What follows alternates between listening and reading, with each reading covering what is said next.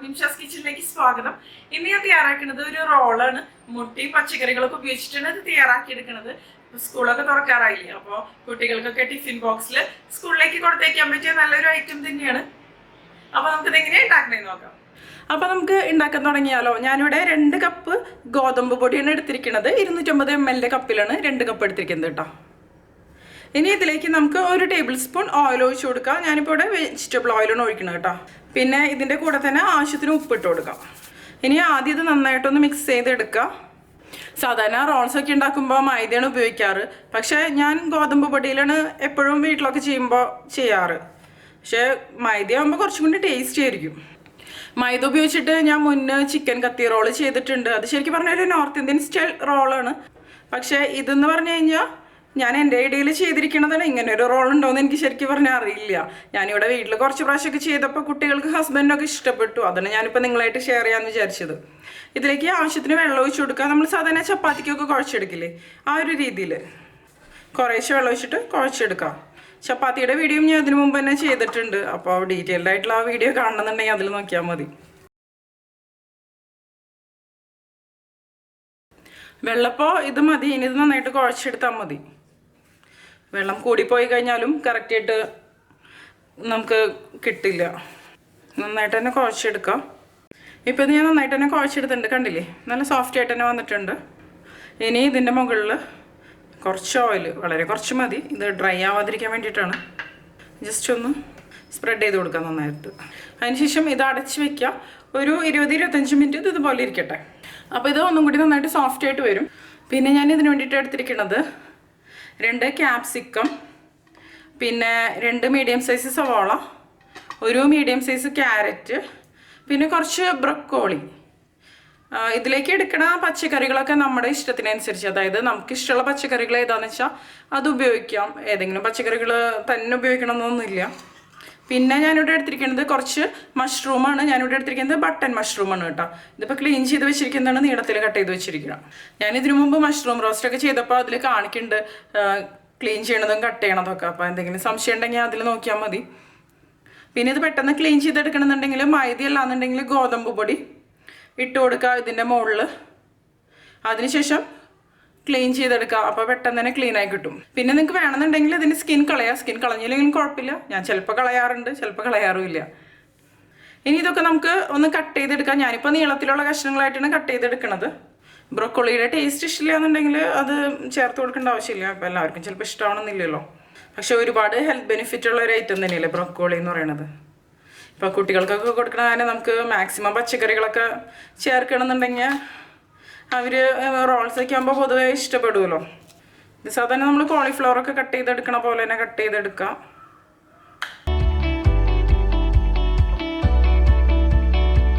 ഇത് കട്ട് ചെയ്തെടുത്തതിന് ശേഷം ചെറിയ ചൂടുവെള്ളത്തിലൊന്ന് കഴുകിയെടുക്കാം കേട്ടോ. എന്തെങ്കിലും അഴുക്കോ പുഴോ എന്തെങ്കിലുമൊക്കെ ഉണ്ടെന്നുണ്ടെങ്കിൽ പോകാൻ വേണ്ടിയിട്ടാണ്. നമ്മൾ കോളിഫ്ലവറൊക്കെ ചെയ്യില്ല, ആ ഒരു രീതിയിൽ തന്നെ. ഇത് ഞാൻ എല്ലാം കട്ട് ചെയ്ത് കഴിഞ്ഞിട്ട് കാണിക്കാം. ഇപ്പോൾ കണ്ടില്ലേ, ഞാൻ ഈ പച്ചക്കറികളൊക്കെ കട്ട് ചെയ്തെടുത്തിട്ടുണ്ട്.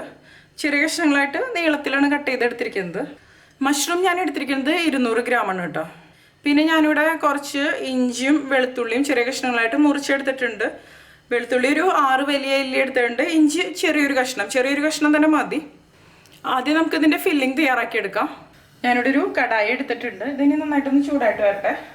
ഇനി നമുക്കിതിലേക്ക് കുറച്ച് ഓയിൽ ഒഴിച്ച് കൊടുക്കാം. ഞാനിപ്പോൾ 1 ടേബിൾ സ്പൂണാണ് ഒഴിക്കണത്. ഞാൻ എടുത്തിരിക്കുന്നത് വെജിറ്റബിൾ ഓയിലാണ്. വെളിച്ചെണ്ണ ഉപയോഗിക്കാതിരിക്കുന്നതായിരിക്കും നല്ലത്. വേറെ ഏതെങ്കിലും ഓയിൽ ഉപയോഗിക്കാം. ഇപ്പോൾ എണ്ണ നന്നായിട്ട് ചൂടായിട്ട് വന്നിട്ട് നമുക്കിതിലേക്ക് ഇഞ്ചി ചെറുതായിട്ട് മുറിച്ചിട്ട് കൊടുക്കാം. അതുപോലെ വെളുത്തുള്ളി മുറിച്ചതും. ഇതിൻ്റെ പച്ചമണമൊക്കെ ഒന്ന് മാറട്ടെ. എന്നിട്ട് ചെറുതായിട്ടൊന്ന് ഫ്രൈ ആയിട്ട് വരട്ടെ. ഇത് മതി, ഒരുപാട് അങ്ങോട്ട് ഫ്രൈ ആവാൻ നിൽക്കണ്ട. ഇനി പച്ചക്കറികളുടെ കൂടെ കിടന്ന് ഫ്രൈ ആയിക്കോളും. ഇനി നമുക്കിതിലേക്ക് സവാള ഇട്ട് കൊടുക്കാം. എല്ലാ പച്ചക്കറികളും ഒരുമിച്ച് തന്നെയാണ് ഇട്ടിട്ടത്. പിന്നെ ബ്രൊക്കോളി ഇട്ട് കൊടുക്കാം, ക്യാരറ്റ്, ക്യാപ്സിക്കം. അവസാനം ഞാനിതിലേക്ക് മഷ്റൂമാണ് ഇട്ട് കൊടുക്കുന്നത്. ഇനി ഇതിലേക്ക് നമുക്ക് ആവശ്യത്തിന് ഉപ്പിട്ട് കൊടുക്കാം. നന്നായിട്ട് മിക്സ് ചെയ്ത് കൊടുക്കുക. ഇപ്പം ഇങ്ങനെ കാണുമ്പോൾ കുറേ പച്ചക്കറികൾ തോന്നുന്നുണ്ടെങ്കിലും ഇത് വഴന്ന് വരുമ്പോൾ ഒരുപാടൊന്നും ഉണ്ടാവില്ല. ഇത് ഹൈ ഫ്ലെയിമിൽ വെച്ച് കൊടുക്കുക. അല്ലാന്നുണ്ടെങ്കിൽ ക്യാപ്സിക്കത്തിൻ്റെ ഉള്ളിൽ നിന്നൊക്കെ നന്നായിട്ട് വെള്ളം പുറത്തോട്ട് വരും. ഇത് ജസ്റ്റ് ഒന്ന് ചൂടായി വന്നപ്പോഴേക്കും ഇതിൻ്റെ ക്വാണ്ടിറ്റി നന്നായിട്ട് ശരിക്കും കുറഞ്ഞു തുടങ്ങിയിട്ടുണ്ട്. നന്നായിട്ട് വഴന്ന് വരുമ്പോൾ ഇതിലേക്കാളും കുറയും. ഇതിലേക്ക് ഞാനിനി കുരുമുളക് പൊടിയാണ് ഇട്ട് കൊടുക്കുന്നത്. 1 ടീസ്പൂൺ ഇട്ട് കൊടുത്തിട്ടുണ്ട്. നമ്മുടെ എരിവിനനുസരിച്ച് കേട്ടോ. കണ്ടില്ലേ ശരിക്കും വെള്ളം പുറത്തോട്ട് വരുന്നുണ്ട്. സവോളയിലും ക്യാപ്സിക്കത്തിലും മഷ്റൂമിലൊക്കെ നന്നായിട്ട് വെള്ളം ഉണ്ടാവുമല്ലോ. അത് കാരണമാണ് ഞാൻ പറഞ്ഞത് ഹൈ ഫ്ലെയിമിൽ വെച്ചിട്ട് വഴറ്റിയെടുക്കാൻ. ഇത് ഡ്രൈ ആയിട്ട് വന്നോളും, കുഴപ്പമൊന്നുമില്ല.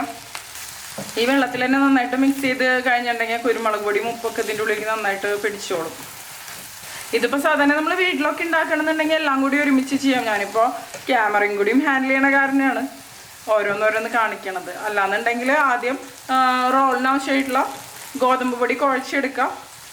അത് മാറ്റി വെച്ചതിന് ശേഷം പിന്നെ ഇത് കട്ട് ചെയ്ത് അടുപ്പത്ത് വെച്ചതിന് ശേഷം മറ്റേത് ഉണ്ടാക്കിയെടുക്കാം. രണ്ടും കൂടി ഒരുമിച്ച് തന്നെ ചെയ്യാം നമുക്ക്. അപ്പോൾ പെട്ടെന്ന് തന്നെ പരിപാടികളെല്ലാം കഴിയും.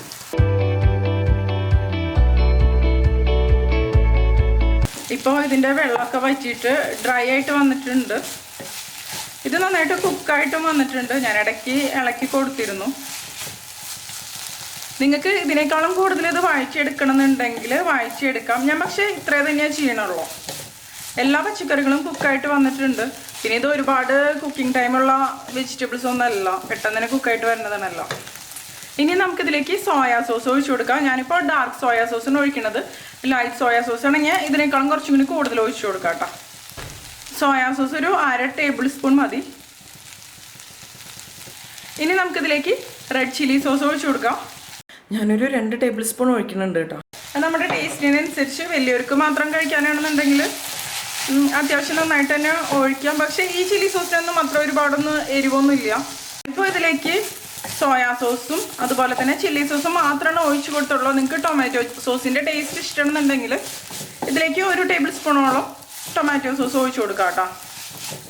ഇപ്പോൾ കുട്ടികൾക്കൊക്കെ പൊതുവേ ടൊമാറ്റോ സോസ് ഇഷ്ടപ്പെടുമല്ലോ. അല്ലാന്നുണ്ടെങ്കിൽ ടേസ്റ്റ് തന്നെയാണ്. ഇനി നമുക്ക് ഫ്ലെയിം ഓഫ് ചെയ്ത് കൊടുക്കാം. ഞാനിപ്പോൾ കുറച്ച് സമയം ഒന്ന് ഇളക്കി കൊടുത്തിട്ടുണ്ടായിരുന്നു. ഫ്ലെയിം ഓഫ് ചെയ്യുന്നതിന് മുമ്പ് ഇതിൻ്റെ ടേസ്റ്റ് നോക്കുക. എന്തെങ്കിലും കുറവൊക്കെ ഉണ്ടെന്നുണ്ടെങ്കിൽ ചേർത്ത് കൊടുക്കുക. കുരുമുളക് പൊടി വേണമെങ്കിൽ ചേർക്കാം.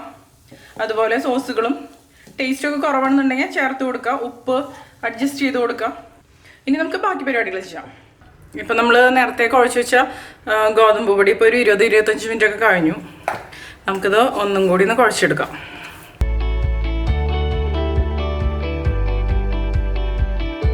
ഇത് മതി നമുക്ക്. ഇതിന് നമുക്ക് ഉരുളകളായിട്ട് ഉരുട്ടിയെടുക്കാം. ഞാനിപ്പോൾ കുറച്ച് വലിയ ബോൾസ് തന്നെയാണ് ആയിട്ട് എടുക്കണത്. കാരണം ഇത് റോളല്ലേ നമ്മൾ ഉണ്ടാക്കണത്. അപ്പോൾ കുറച്ച് വലുതായിട്ട്, അതായത് കുറച്ച് വലിയ സൈസിൽ കുറച്ച് തിക്കായിട്ട് തന്നെയാണ് നമ്മൾ ഉണ്ടാക്കിയെടുക്കണത്. നമ്മൾ സാധാരണ ചപ്പാത്തിക്കൊക്കെ ഉരുട്ടിയെടുക്കണ പോലെ ഉരുട്ടിയെടുക്കാം. എല്ലാം ഇതുപോലെ തന്നെ നമുക്ക് ഉരുട്ടിയെടുക്കാം. ഇപ്പോൾ ഞാനിത് എല്ലാം തന്നെ ഉരുട്ടിയെടുത്തിട്ടുണ്ട്. എനിക്കൊരു 6 ബോൾസാണ് ഇത് വെച്ചിട്ട് കിട്ടിയിരിക്കുന്നത്. ഇനി നമുക്കൊന്ന് പരത്തിയെടുക്കാം. ഞാനിവിടെ കുറച്ച് ഗോതമ്പ് പൊടി എടുത്തിട്ടുണ്ട്. ഇതിലൊന്ന് ഇതുപോലെ ഒന്ന് മുക്കിയെടുക്കാം.